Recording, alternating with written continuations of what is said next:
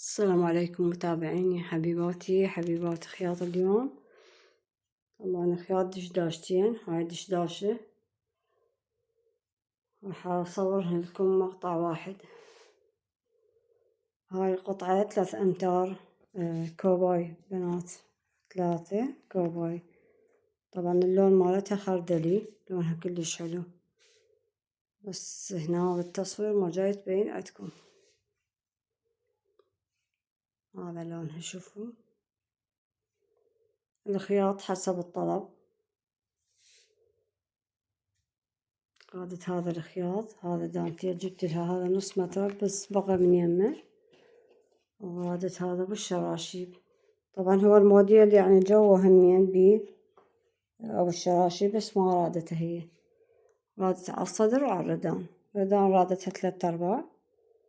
هذا خليته الحين زبونة شوي سمينة طويلة بنفس الوقت. وهذا لاستيك للردان، الدلع ظهر وامام. هذا الشكل مالتها بنات. هذا الخياط 7 والقطعة ب8، يعني سعر هاي 15,000. بس كف بعدني ما كافتها. كلوشة على عرض 3 امتار، كلوشتها هاي على عرض 3 امتار بنات. وهذا الشكل مالتها. راح اشوفكم الدشداشة الثانية بنات. هاي الدشداشة الثانية، هذا الخياط مالتها. رادت خياطة بال5 فخليتها بهذا الشكل. هاي الزبونة عندي همين سمينة، بس الطول مالتها على طول القطعة. هنا خليت لها هذا قماش عندي، هذا الستن، سويت لها بهذا الشكل، كسرته بهذا الشكل وخليت لها هذا السن الذهبي. وهنا دقمان، هاي فلونكة من نفس القماش، وخليت لها هاي الأجراس. صارت عندي بهذا الشكل. الدلعة حسب الطلب، ردن طويلة،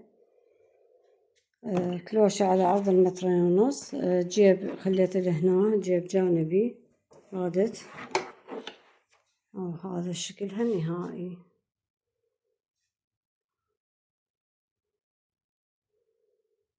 كلوشتها على عرض 2.5 متر، مثل ما قلت لكم ردن طويلة.